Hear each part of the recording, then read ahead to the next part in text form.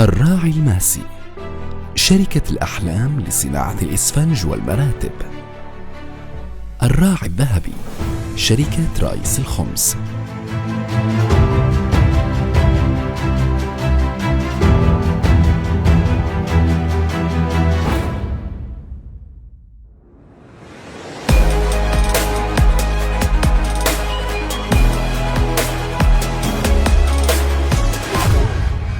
مرحبا بكم. صنع في ليبيا وحلقة جديدة. اليوم احنا في القويعة تحديدا داخل شركة الموسم لطحن الغلال.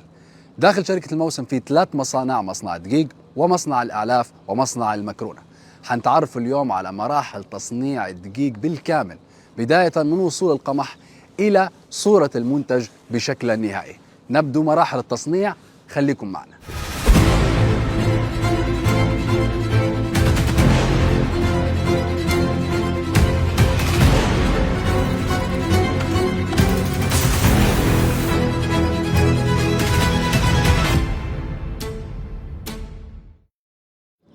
مع المهندس محمد الككلي مدير مصنع الدقيق والمسؤول على مصنع الدقيق. حنبدو هذه الجولة. مرحبتين بك باشمهندس. اهلا وسهلا بك. كيف الاخبار؟ مرحبتين. تمام. طيب. امتى تاسس؟ يعني اول سؤال ممكن يخطر في بال الناس، امتى كان في موجود هذا المصنع ويصنع؟ تاسس المصنع سنة 2008 على مساحة حوالي 17 هكتار. ما شاء الله. وكم كم موظف تقريبا يشتغل داخل هذا المكان حاليا؟ عدد اجمالي الموظفين اللي في المجمع حوالي 230 موظف. 230 موظف. الاقسام الرئيسيه اللي موجوده في المكان شنو هي؟ يتكون المجمع من 3 مصانع رئيسيه، اللي هو مصنع لانتاج الدقيق والسميد، مصنع لانتاج المكرونه والكسكسي الجاهز، ومصنع اللي هو لانتاج الاعلاف بجميع اصنافها. طيب، لو نحكوا في اول خطوه اليوم، اول ما توصلكم المنتجات او القمح، يوصلكم الشحنه بتاع القمح، اول حاجه تندار شنو هي؟ اول ما يوصل القمح يخش على المكان هذا اللي هو الميزان. يعني احنا تو المكان اللي احنا فوق هذا اللي هو الميزان. ايوه، هذا توقف السياره يعني. هذا توقف سياره الميزان هنا، سياره القمح. تمام. توصل على المكان هذا، يتم وزن الشحنه، ويتم اختار الادارات المختصه، اداره الجوده واداره مصنع الدقيق من الميزان بوصول اول سياره من الشحنه، باش يتم التجهيز غادي والتعامل معها. من ثم توجه من الميزان الى مصب الاستقبال لاستقبال الشحنه واخذ العينات. باش تبدا في التصنيع. ايوه، اخذ العينات قبل، بعدين يشوفوا جوده القمح، المواد الخام بصفه عامه، وبعدين يخش للتخزين وللانتاج من ثم. تمام. اذا احنا من الميزان حننتقل مباشره الى مراحل التصنيع، ونبدا نشوفوا بعد ما تم وزن هذه الشحنه كيف حتخش داخل عمليه التصنيع. مش بعيد، خليكم معنا.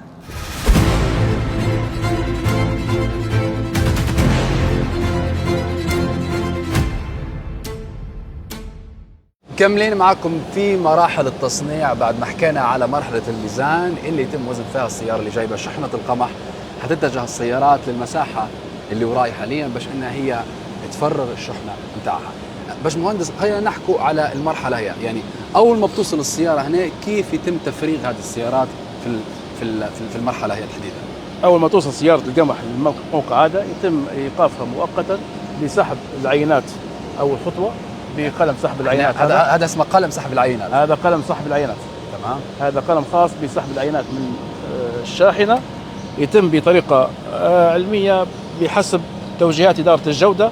يتم سحب العينات بآلية معينة، وبعدين تتحول العينات إلى المختبر للتأكد من مطابقة الشحنة للمواصفات القياسية الليبية، وكذلك حسب العينات اللي خذيناها بالقلم، هو اللي هو يعبي من الشاحنة من مستويات مختلفة في الشاحنة، ينتقل يتم للمختبر بالقلم هذا. القلم هذا ميزته انه هو ياخذ العينات، ياخذ القمح من مستويات الشاحنه يعني على عمق الشاحنه بالكامل. بالضبط، من كل المستويات. يتم جمع العينات اللي تم اخذها من السياره، ارسالها لاداره الجوده، اجراء تحليل والاختبارات اللازمه للتاكد من الشحنه انها مطابقه للمواصفات القياسيه الليبيه بالدرجه الاولى، من ثم مطابقه للمواصفات اللي احنا شرينا بها القمح هذا. لو جت النتيجه من المختبر انها تمام، يبدا تفريغ. لو جت الموافقه بالاستلام، خلاص يتم التفريغ على المصبين. هذا عندنا مصبين لاستلام القمح. الشاحنه تبدا تفرغ هنا بالطريقه هي. هنا مصب استقبال، وهذا مصب استقبال اخر، نقدر نستقبله شاحنتين في نفس الوقت. تمام. بعد ما يتم تفريغها هنا في المخازن هي، او في محطه استقبال هي، يمر بعد الاستقبال ببعض من مراحل التنظيف و يتم تخزينها في هالخزانات هي اللي تمام. يعني ينتقل عبر انابيب معينه من تحت هنا من الاستقبال وصولا للانابيب احنا قاعدين يصب من فوق يعني بالضبط من فوق ينتقل بنواقل خاصه وروافع ويتم تفريغها في صوامع القمح الخارجيه يعني. تمام. الصوامع هي كم عددها تقريبا؟ عددها 18 صومعه 18 واللي هي تخزن تقريبا الواحد بقدره حوالي 120 ألف طن الواحد يعني او لا اجمالها؟ لا اجمالي قدره تخزين 120 ألف طن. تمام. المخزن هل في داخل الصومعه هي يتم استخدام القمح طول داخل عمليه التصنيع او يتخزن لفتره طالما ان عمليه التصنيع جاريه او ما زال مش محتاجين هذا المخزون؟ يتخزن القمح هنا ويتم تصنيفه على حسب النتائج بتاعه، لحسب الاصناف بتاعه كل قمح وشنو اللي هي تقريبا كيف الاصناف؟ يعني عندنا احنا نسبه بروتين، عندنا رقم سقوط، عندنا خصائص جوده معينه تم بها نسبه الجلوتين، نسبه الرطوبه، فكل صنف من القمح يتخزن بروحه. تمام. بعدين اثناء الاستخدام يتم سحبه بنسب معينه حسب خطه الانتاج، طبعا يتم سحبه ويمر بمراحل تنظيف اخرى، سحبه الى صوامع الداخليه للمطحن. بعد صوامع الداخليه للمطحن يمر بباقي عمليات التنظيف والغسيل والترطيب ثم الطحن، ويطلع في الاخر يعني منتجات اللي هي دقيق ونخاله اللي هي مرحله التعبئه الاخيره. بالضبط. يعني كل مرحله من المراحل اللي حكينا عليها هل في موظفين يعبوا ينقلوا في الماده او كيف يتم بالضبط داخل لا المصنع؟ العمليه اوتوماتيك بالكامل ذاتيه بالكامل، يعني كل يخش القمح يتفرغ في المكان هذا الى ان يطلع منتجات في الاخير بدون ملامسه باليد مباشره، ولا اي شخص كلها يمس. عمليه آلية يتم التحكم فيها عن طريق غرفه التحكم. تمام. مهندسين الانتاج مختصين بالمجال.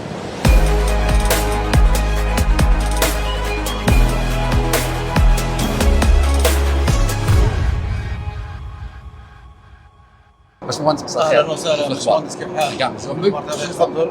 طيب هذه اللي قدامنا هي منظومه التحكم او منظومه التشغيل. هذه منظومه التشغيل الخاصه بمصنع الدقيق ومصنع سميد داخل اللي هي تتحكم في عمليه التصنيع من امتى لامتى؟ تتحكم في مصنع الدقيق من اول عمليه استقبال المنتج او القمح، اول عمليه استقبال لعند اخر نقطه اللي هو يعني من بدايه اول ما تفرغ السيارات، من اول سياره تفرغ نستقبله فيها احنا كغرفه تشغيل. طبعا فتك بالحديد قبل ما نستقبله في قسم جوده خاص، قبل ما نستقبله ضروري يكون قسم الجوده ياخذ عينه، اللي هي العينه اللي حكينا عليها، ياخذ عينه يشوف العينه مطابقه للمواصفات المطلوبه للشركه او لا.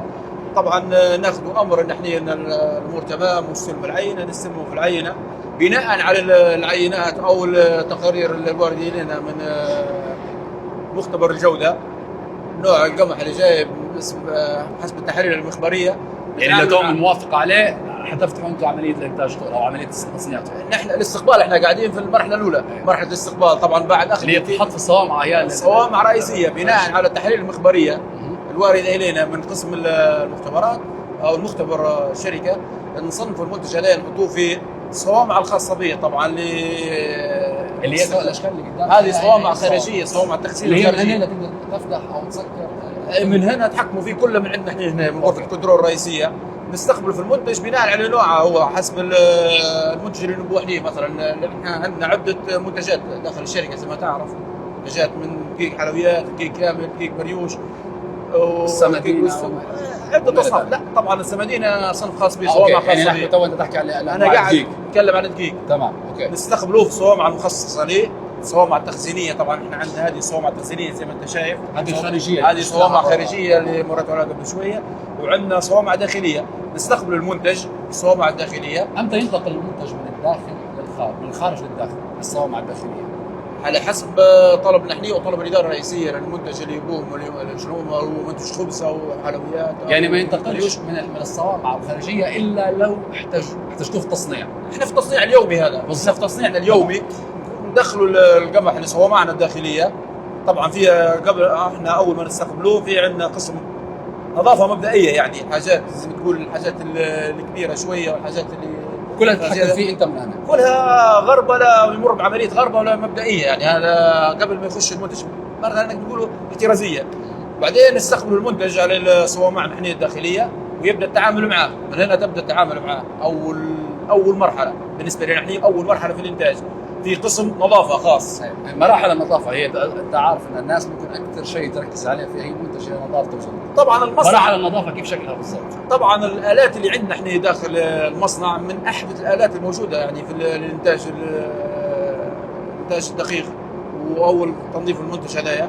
الالات الموجوده عندنا من شركه بوهلر السويسريه، طبعا من ارقى الشركات الموجوده في الانتاج اللي هي عباره عن شنو الالات هي اللي تنظف يعني او المراحل الالات الموجوده عندنا. اول حاجه نتعامل مع المنتج، نسحب المنتج من الصومعه وناخذ الكميه المبدئيه في الساعه كم طن نمسح لها في الساعه، وبعدين نبدو في مراحل التنظيف اللي هي يعني مثلا تنظيف شنو او شنو تنظيف مثلا الغسيل الهواء. لا الغسيل مازال مرحله ثانيه بعدين. طبعا احنا الموضوع هذا ياخذ وقت، يعني ياخذ تقريبا ساعات واحنا ننظفوا فيه المنتج، مش سهل يعني يمكن نمر به. لا طيب اول مرحله التنظيف شنو؟ اول مرحله غربله الغبار والحاجات الشوائب والحاجات البسيطه والحاجات اللي تاثر على جوده المنتج يتم فصلها اول باول. وبعدين يبدا المنتج نبدا نمر على المراحل الاخرى من الغربله. في مراحل فصل الاحجار الصغيره، في عندنا دور مغناطيس خاص بفصل البرادات او الحديد اللي لو كان في اي شيء داخل طبعا انت تعرف ان الكميات اللي تجينا كميات كبيره اكيد فممكن يكون في شوائب. صحيح ممكن يكون في شوائب وممكن يكون في واحد. فاحنا الموضوع هذايا مسيطرين عليه بالاجهزه اللي عندنا اللي وفرتها باداره الشركه. هذول بالاجهزه اللي عندنا مسيطرين عليها. العمليه هي اللي هي تو حكينا عليها الفلتره او الغربله او المغناطيس. كم مره تتم داخل عمليه مرحله التصنيع؟ هي خلينا نقولوا كم جهاز كم جهاز عندنا مجموعه اجهزه، يعني مجموعه. لو جيت تشوف لو بتتبع الموضوع من بدايته لنهايته تلقى بسم الله ما شاء الله بالاجهزه، يعني لين توصل في المرحله النهائيه بعد الغربله والتنظيف وتشوف القمح يعني تشبه على ارض الواقع. تشوف القمح يعني بسم الله ما شاء الله. طيب امتى يخش القمح في مرحله الغسيل اللي هي استخدام الميه؟ بعد ما نتاكدوا طبعا من ان المنتج سليم 100% ومر بجميع انواع الاجهزه والاجهزه تشتغل بكفاءه كامله، طبعا بوجود مشغلين نحن هنايا ومجري اداره الانتاج عندنا مدير خاص بالعمليه الانتاجيه. طبعا الكفاءات كلها كفاءات وطنيه، يمروا على الالات بصفه دوريه على دوام الساعه. يعني احنا مصنع يشتغل تاكدوا ان العمليه ماشيه تمام، تاكدوا ان العمليه الامور ماشيه حسب المطلوب. المرحله الثانيه نبدا احنا نغسل المنتج بتاعنا، ندخل عليه كميه الميه ونغسل المنتج بتاعنا، ندخل عليه الميه. طيب كميه الميه هل حددوا فيها انتم حسب تشوفوا طبعا يتم تحديد كميه الميه من نرجع لنقطه الصفر. نرجع لنقطه الصفر اللي هي المختبر يعطوا فينا نسبة رطوبة القمح ونسبة رطوبة الحبة. كم يحتاج يعني؟ كم تحتاج لتر؟ تمام. كم تحتاج لتر؟ هي نحن هنا بناء على التحاليل هذه، واحنا مع المختبر عندنا أجهزة هنايا طبعا احترازية حتى هي تقرا لنا في نسبة رطوبة الحبة. رطوبة الحبة هنا تقرا لنا فيها، ومع التعاون مع المختبر تمام نحسبوا في رطوبة الحبة ونزودوا فيها كمية المية المطلوبة. بعد ما تغسل حبة القمح بشكل كويس في مرحلة أخرى ثانية للتنظيف، أو إن هذا آخر شيء مع احنا توا طلعنا من مرحلة التنظيف وخشينا في مرحلة اسمها مرحلة تكييف الحبة. يعني هي بتجف يعني إيه الحبة نحطها في صوامع خاصة بها. تمام.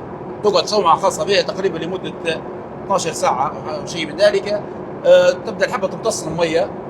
تمام. تمتص كمية الماء اللي غسلها بها وتاخذ فرحتها. فيتغير شكلها بعدين يعني. يتغير شكلها طبعا، بس يسهل عملية الطحن بعدين وتساعدنا في عمليه الطحن وتساعد على تحسين انزيمات الحبه وتساعد على هلبة امور.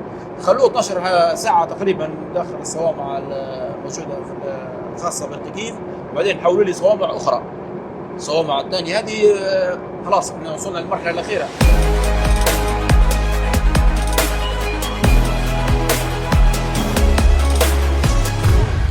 من الواضح ان احنا داخل المختبر اللي يتم فيه الكشف عن عينة القمح اللي اخذوها من السيارة قبل عملية التفريغ، باش المختبر يقول او مهندسي الجودة يقولوا ان تنفع تخش داخل عملية التصنيع او في بعض الملاحظات عليها. معنا المهندس محمد رميس وهو احد مهندسي الجودة او المسؤول على تقييم جودة حبة القمح داخل المختبر. مساء الخير. اهلا وسهلا. كيف الاخبار؟ الله يبارك فيك. هذه العينة اللي توصل بالشكل هو. هذه عينة القمح توصلنا بالشكل هو، وطبعا المهندسين في المطحن ياخذوها لازم بالقلم، لان لو مش بالقلم مش حتكون ممثله وما ينفعش ان حتى النتيجه اللي ناخذها مش حتكون غير مفيده لي. تمام اوكي. ما نقدرش ندير بها نتيجه.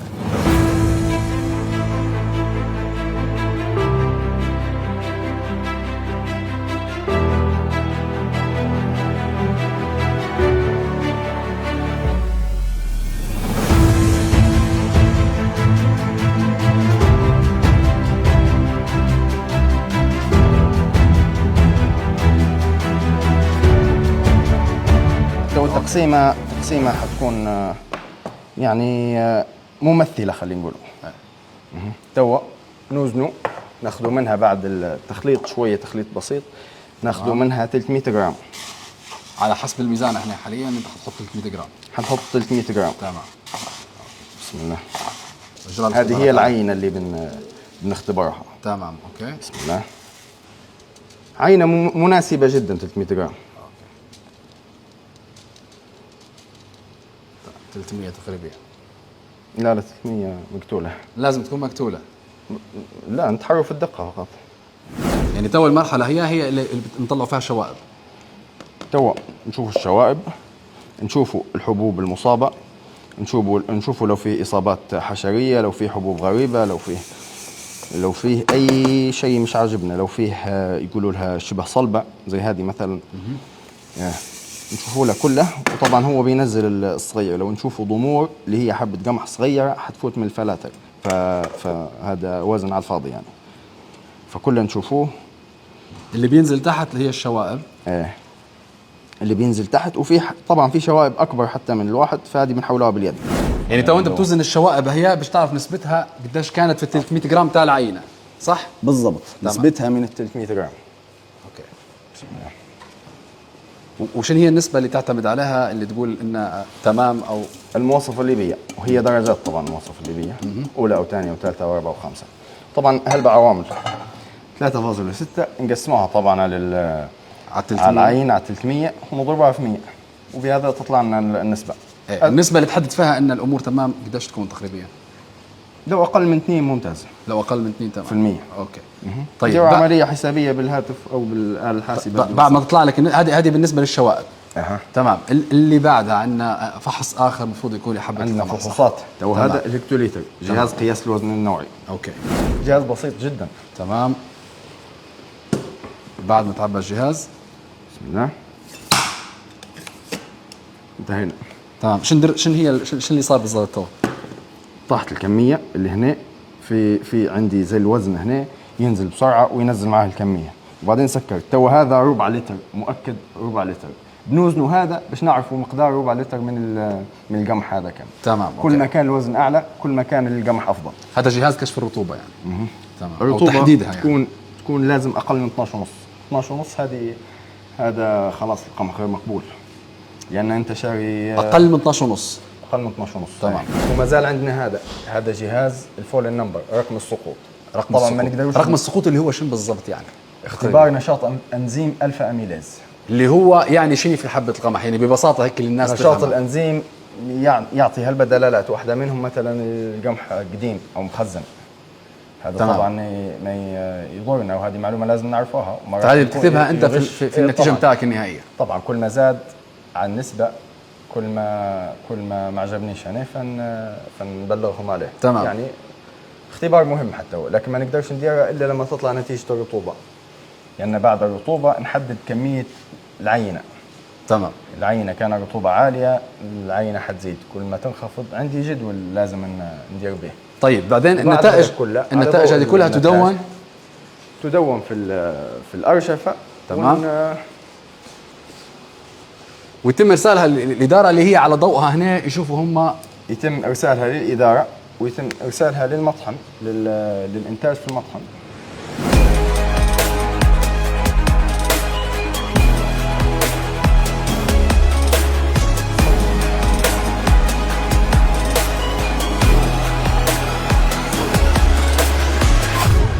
زي ما انتم شايفين معي حاليا احنا في صاله او في مرحله التعبئه اللي يتم فيها تعبئه المنتج داخل الاكياس المخصصه ليه. باشمهندس، هل في احجام معينه تتم في داخل عمليه التعبئه في الجزئيه هي الخاصه ام كل الاحجام تطلع من هذا المكان؟ المكان هذا مخصص لتعبئه العبوات ال1 كيلو وال5 كيلو. تمام. وال10 كيلو. اوكي. العبوات الاخرى ال50 وال25 في صاله اخرى يتم تعبئه عن طريقها. تمام. صاله ثانيه. هل العمليه هي بتاع التعبئه فيها جزء يدوي ام نسبه يدويه ام بالكامل هي عن طريق الماشين او الالات؟ المرحله الوحيده اللي يتم فيها لمس المنتج يدويا اللي هي المرحله الاخيره اللي هي رفع العبوه وحطها على البدله. هي الرفعه الاخيره يعني. هذه الرفعه الاخيره هي المرحله الوحيده اللي يتم فيها مس المنتج يدويا. يعني هذا التعبئه داخل تكون الغلاف. اوتوماتيكيه. من زي ما وضحت لك بكري، من يخش المواد الخام كقمح الى الاستقبال الى يطلع المنتج بالصوره هذه.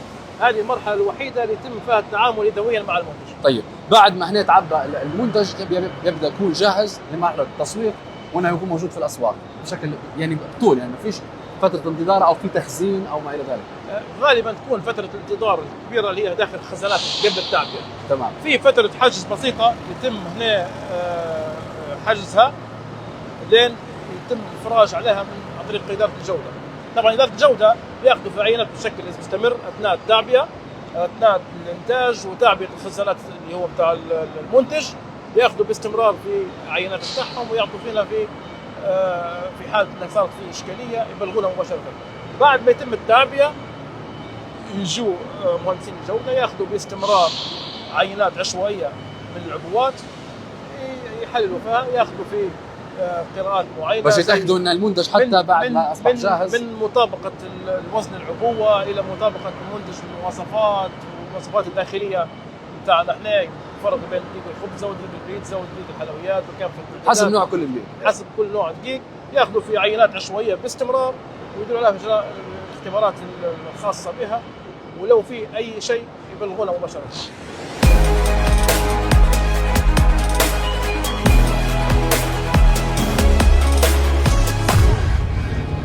بهيك نكون وصلنا لختام حلقة اليوم من صنع في ليبيا.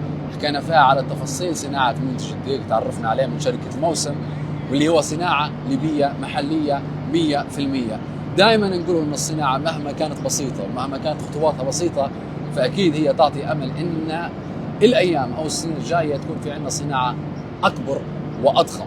مع الوقت الصناعة دائما تشكل أهمية لاقتصاد البلاد، وبالتالي تصبح البلاد أقوى. فخلينا نهتم بالصناعة ودائما ندعم أي مشروع يهتم بصناعة أي منتج داخل أرض ليبيا. شكرا لمتابعتكم، استنونا في حلقة جديدة.